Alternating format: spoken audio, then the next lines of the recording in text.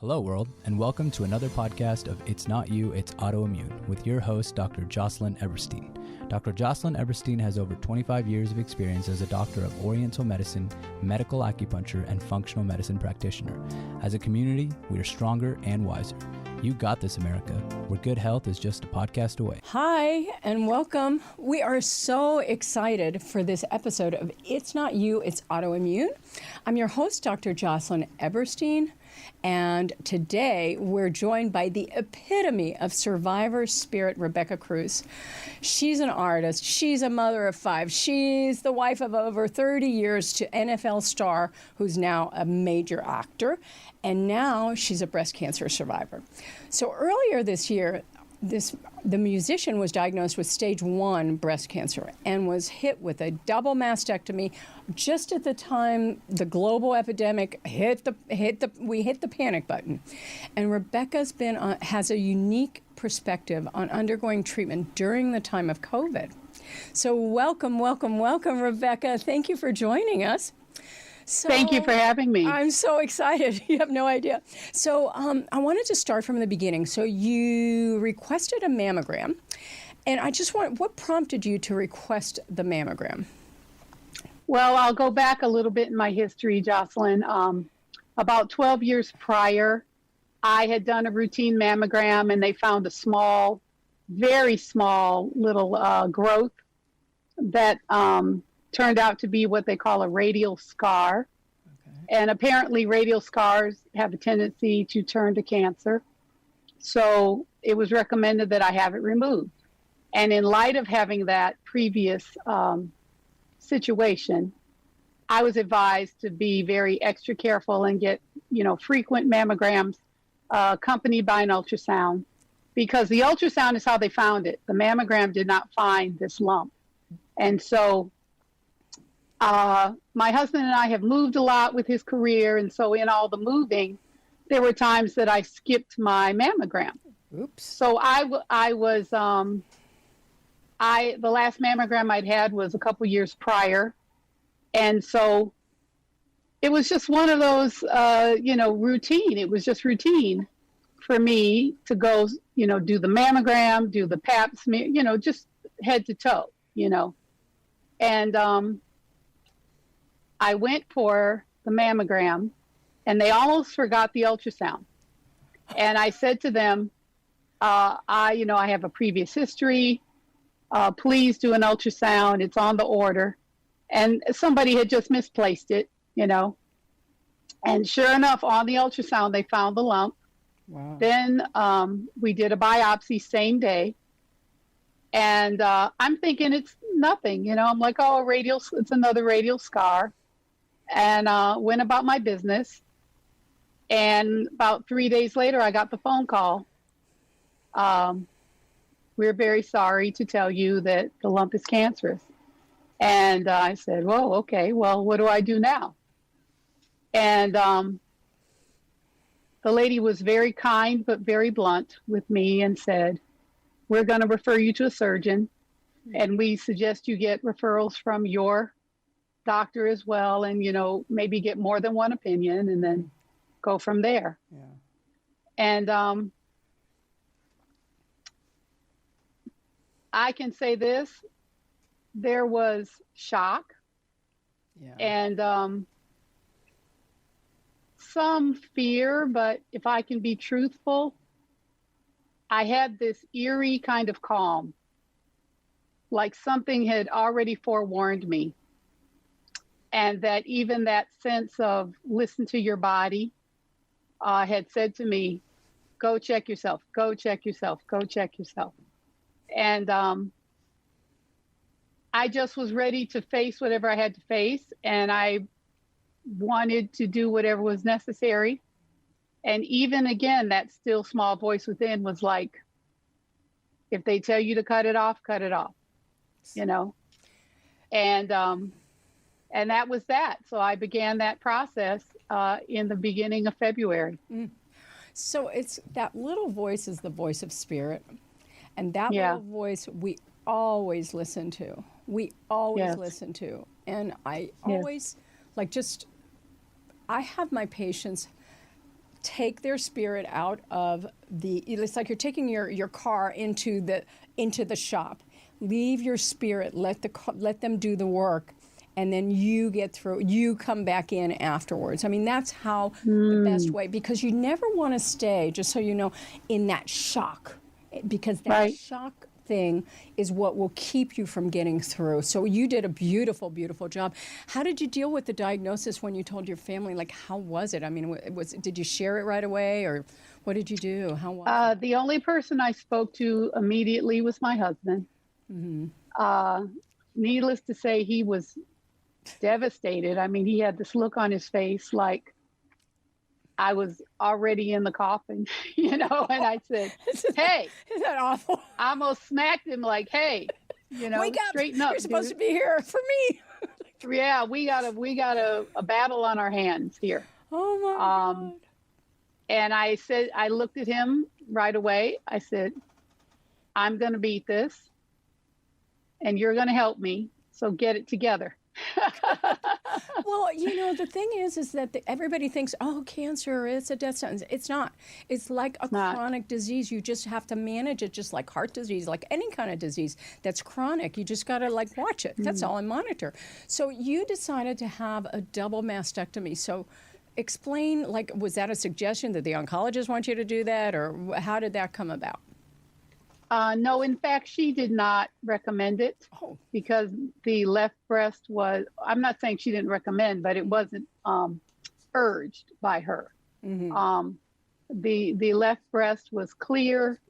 There was no sign of growth or malignancy, nothing. But I just had this fear that I'd be chasing the other side the rest of my life.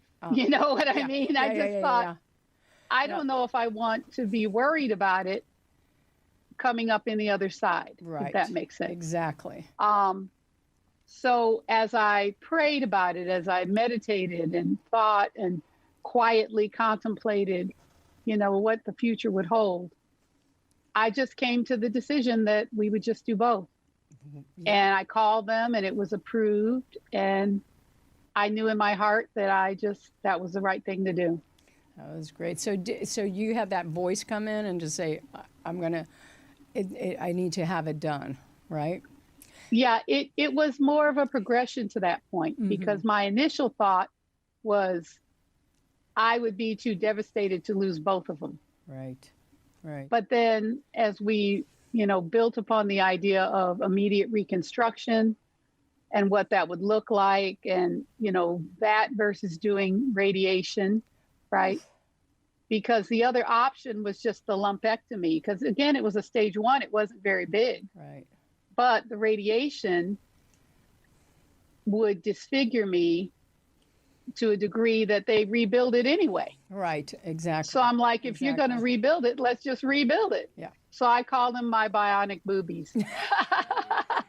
But you know what? You get a new set. It's like you do. Not that and bad. They're perky.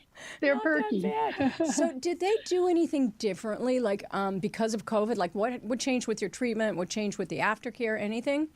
Because you came right before I had a couple of appointments where I had to show up in a mask, follow-ups, but I had my surgery before the shutdown, before. You're so lucky. So I'm very blessed, because there were people tweeting me and Instagramming me saying that they were waiting for surgery because of the COVID. Awful. And I just was very fortunate to have been just one of those lucky ones that got in prior to everything shutting down. And I did make a very big pitch for them to hurry up and do it. Yeah. Because I just wanted to be over it. I just wanted to, let's do this. Like, I'm a very proactive person, especially about my health. And I'm like, how soon can you get me in? And I'm calling the oncologist, and I'm calling the plastic surgeon, and I'm calling everybody. You guys get on the phone, because we need to move. Because the squeaky and bless wheel their gets hearts, they really the squeaky wheel gets the oil. I'm just telling you, that's like how it works in medicine right now. I don't care what kind of a facility you're in. You have to really be very proactive with what your inner knowing knows, right? So what happened after the treatment? Like, what about the aftercare part, besides going in for your follow-ups? The odd thing is, Jocelyne, that the night before I received my diagnosis, my youngest son, who's also an actor, was cast in his very first major role on a new teenage sitcom for Nickelodeon. And it was a big deal. This boy has been auditioning for 3 years, never really booked anything. And we'd been celebrating the night before at the burger joint. So now I'm like, oh my God, now I have another job. I have to take this kid to work every day and be on set with him and be a stage mom. I was like, wow, suddenly I have a new life, Wow. And the next morning is when I got the phone call. Oh boy. So in a way, I was pressuring them because I knew in about 3 or 4 weeks, I had to take this kid to work every day. So check this out. My surgery was about 6 days before his start date. Oh boy. So I went to work with tubes under my sweat jacket and the whole nine, and hired an assistant to drive me and to help. And we did 2 weeks of production, and then we were all shut down. Oh boy. Oh boy. So it was crazy, and it was during that time we were having all the crazy weather. We were having the winds, and we had the rain. I said, it's like the biblical plagues. Oh my goodness, And we literally were hunkered down at home, thinking it was just going to be a couple weeks, but there we were, stuck in our house, and off went this pandemic around the world and just changed our whole view about everything. Change everything? Everything. But everything. Everybody thinks Terry's such a warrior. I mean, you're the warrior. You're the strength. I mean, come on. What, I'm mom, and I'm getting it going on, right? I mean, with tubes and everything, God love you. God, he better appreciate you, by the way. Oh, I think he does. I give him a good little reminder every now and then. You just give him. Hey, I'm the best thing that ever happened to you, right? Yeah. He's like, yes, you are, and he. Oh my gosh! So he gives me the bow down. So with regards to recovery, so what were the most important things that towards recovery, like that helped you get well? What do you think were the most? One thing that was beneficial was I did hyperbaric oxygen. Good job. Yeah, Very and good job. great place out in I want to say they're Encino or out in the valley, SoCal hyperbaric. Wow. Took really good care of me. I was claustrophobic, so I had to take a Xanax to get in there. How did your ears do? And they even worked with me to come in on a Saturday and do treatments because they knew the government was going to shut everything down. And I got maybe 6 or 7 treatments in before everything was shut down. And that definitely helped to speed healing. I prayed, I meditated. I believe in praying for yourself. Yeah, and, absolutely. And I took a painkiller and I slept a lot.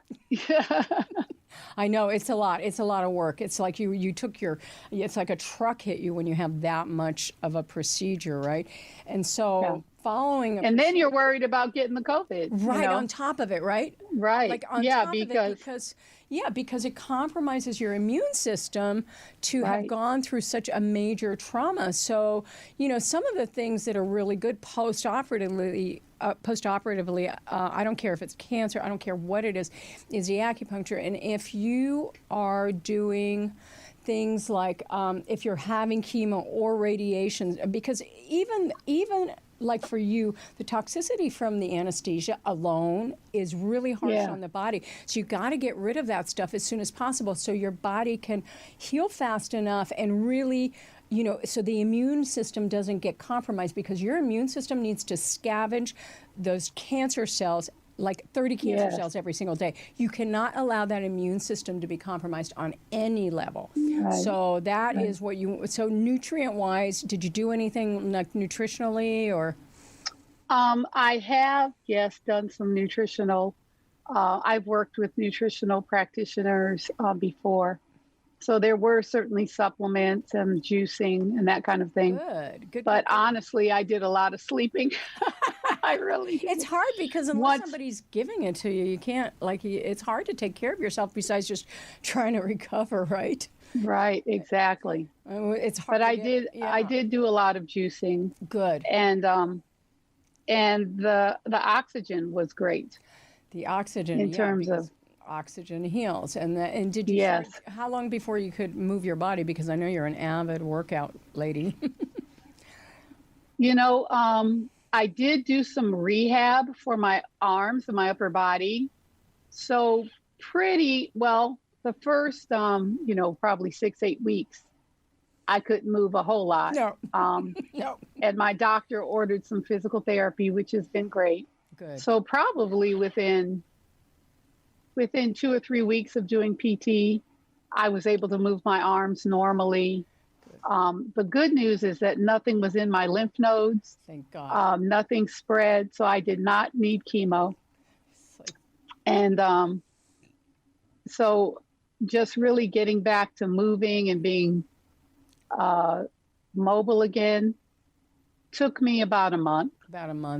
So yeah. So what you did that was so great was you got that ultrasound, and just so you know, the smaller the lesion, the less of a chance you are going to have chemo and radiation. So really the gold standard is going to be not only the mammo, but an ultrasound with an MRI, because that's going to find the smallest lesions. And if you have the opportunity and demand it, because you have to demand it, to get both of those screenings done as well as the mammo. The mammo right. tends to, you have to be a little bit, it's a bigger lesion that they can detect. So you always, if you have the flexibility and you have the insurance or whatever, MRI and ultrasound are the gold standard. But they won't tell you that unless you ask them. They won't tell you that. Well, and they actually did recommend the bilateral MRI.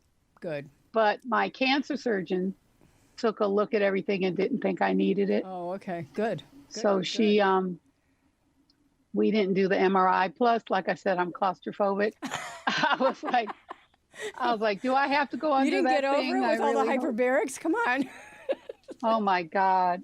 It's like, that's really hard with the ear thing and Yes. And then it's loud. It's like dong, dong, dong, dong, dong, dong, dong. I was like, I know. So prior to the diagnosis, so you're primarily like Terry Cruz's wife, but you've had this beautiful fairy tale marriage, 30 years. I mean, honestly. I don't know if it was a fairy tale. It was a little more of it was a journey. I say that I'm getting a happy ending, but it was a little, it was a little more like Grimm's fairy tale for a while there. We've had our ups and downs, but I can thankfully say that he's still the best person for me. He's still my buddy and my friend, and it's like the father of my kids. And I still think there's nobody I'd rather be with than Terry Crews for everything we've gone through. And we got married so young.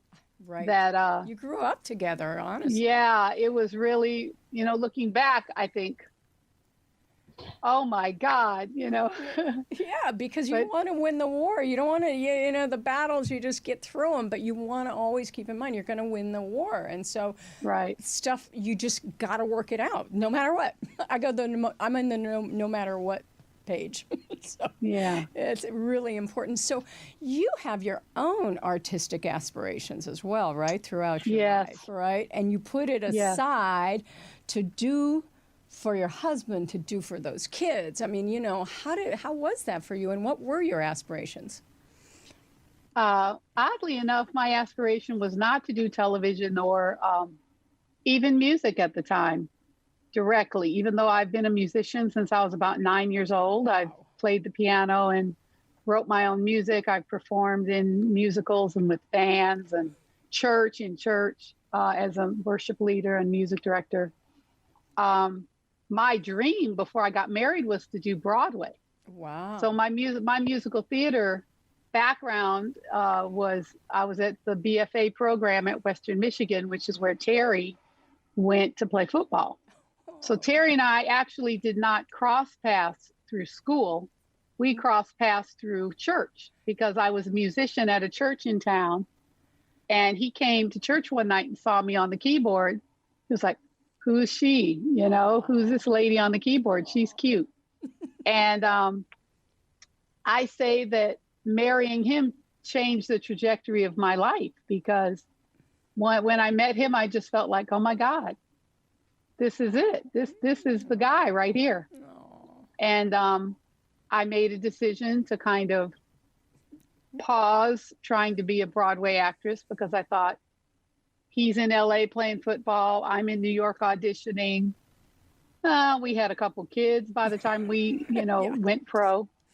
And I thought to myself, well, let me just be a mom. Let me raise these kids. And then once we maybe settle in one city for a long time, mommy will go back to doing what she wants to do.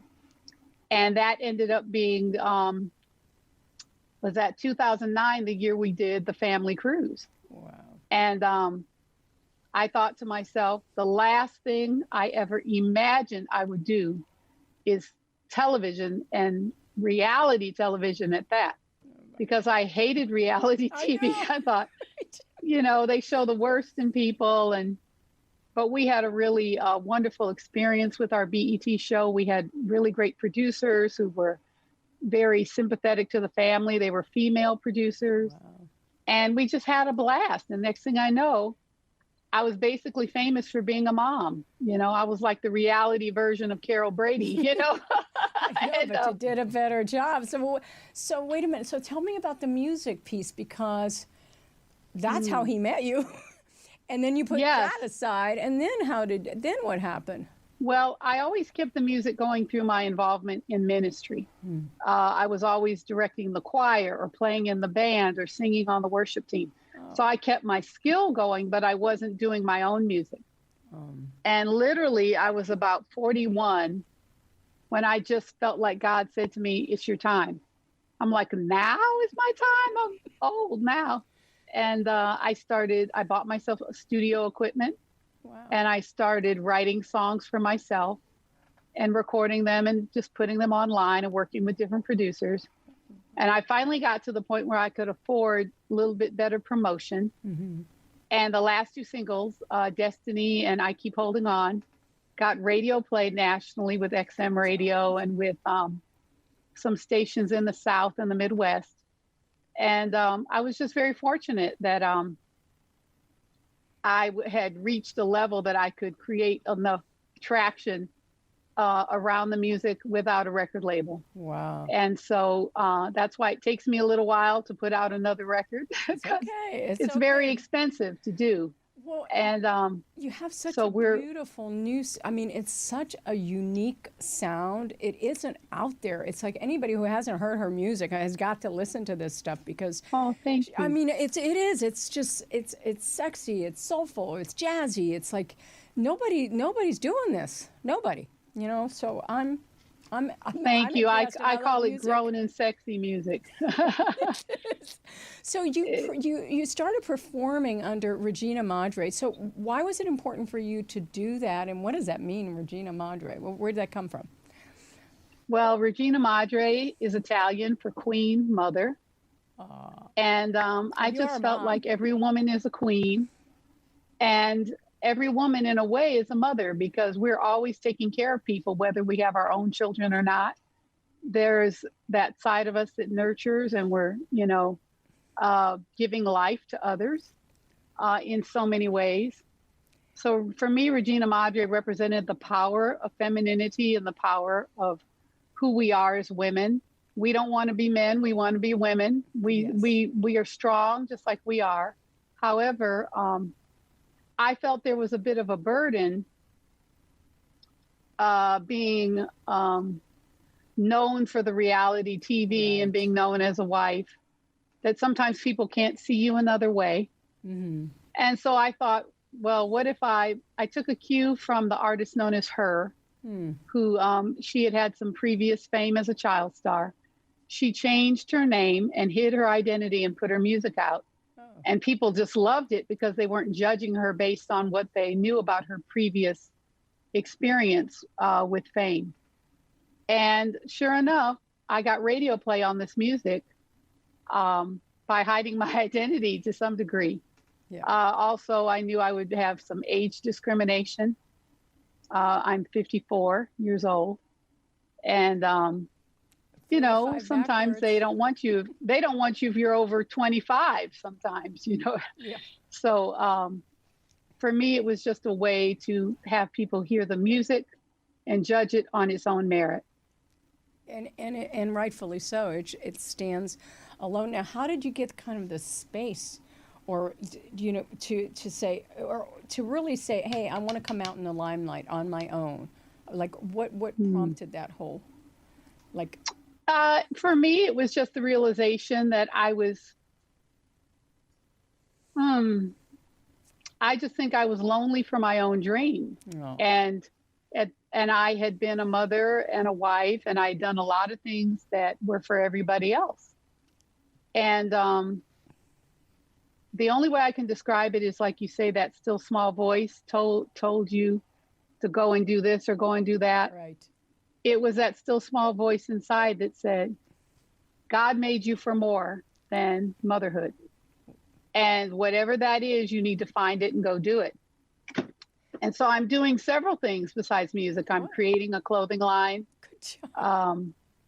I'm creating just a fashion brand that will ultimately include fashion and beauty and all of these things that have always been in my heart and to do. And now that I'm a mother of 5, but I only have 2 kids left at home, and you know, they don't need me every hour. Mommy can go do what she wants to do and make a way for myself so that after they're gone, I'm not like crying in my beer around the house for Good idea. I know. for 3 weeks, you know, because people go through that. There is a sadness when your house is empty. Completely. And I want to have a fullness before that. You know, I just want to build my life around the things I'm going to be doing in the next 40 years. Exactly. So I can't believe you just told us you were 54, which I think for you is 45 backwards, right? And so what's your secret to keeping up your beautiful looks? I mean, even after this traumatic injury, like you had a truck hit you, I mean, look at you. You're amazing. What do you do to stay so youthful? Wow. Well, like I said, I'm a spiritual person. I pray. You know, I believe in the Lord, and I believe He gives me comfort and peace and helps me to stay stress-free as much as possible. I do eat right as much as possible, although I did have some barbecue yesterday. I exercise almost every day. And then I have both Native American and African American blood. So, you know, as Black folks, we say, black don't crack. I love to say, beige don't age. Because I'm a little more beige.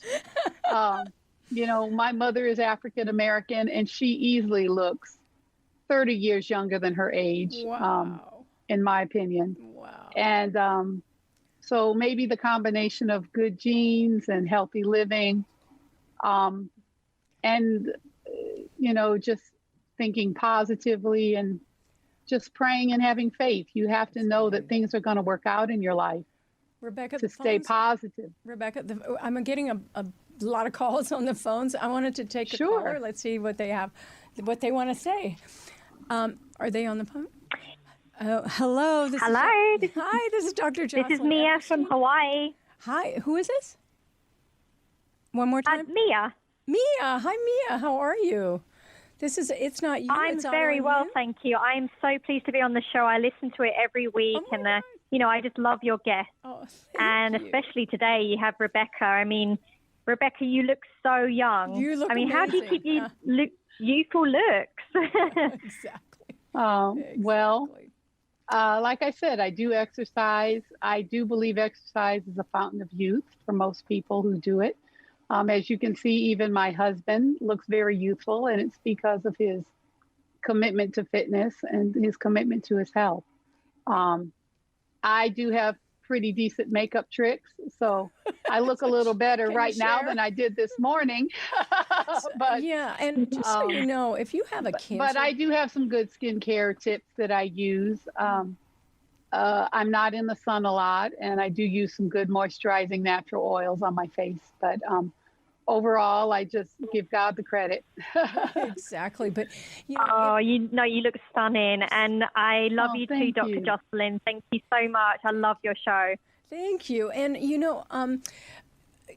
the number one tool in my toolkit, besides the spirituality for, whenever you have a life-threatening diagnosis, is the exercise. It is the one tool that is by far the best. The second tool is going to be your diet. And for anybody who has had cancer or who is facing that kind of a diagnosis, you want to do plant-forward diet. Okay, that means anything above the ground plants. You want to eat that. And you notice I didn't say fruits, right? Okay, not so much fruits.